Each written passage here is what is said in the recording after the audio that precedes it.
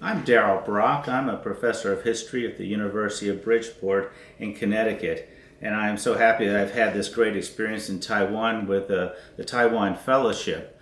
My project has focused on Taiwan's foreign aid and public diplomacy in Latin America.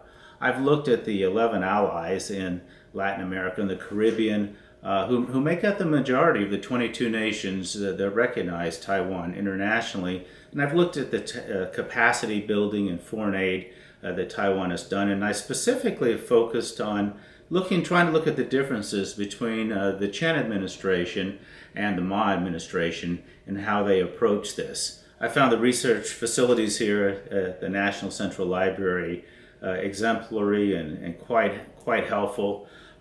In my case, however, I went beyond the documentation and did a lot of interviews.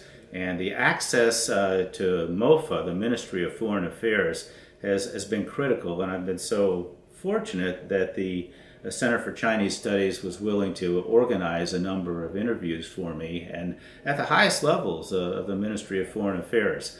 Without that, I wouldn't have the insights that are so helpful in getting my publications out.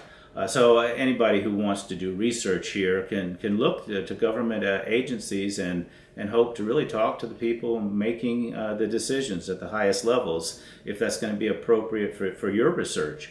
In terms of a couple of life experiences here in Taiwan to kind of wrap up that might be useful to anybody coming here for the first time, I would say the most surprising thing is the criticality of 7-Eleven, the 7-Eleven store that we know in the United States. They call it Say One, I think, if I'm pronouncing it right. But society would come to a halt here in Taiwan without 7-Eleven, which seems like an extraordinary statement to make. But they have a machine there which makes Kinko's FedEx irrelevant. You can get PDFs, documents scanned.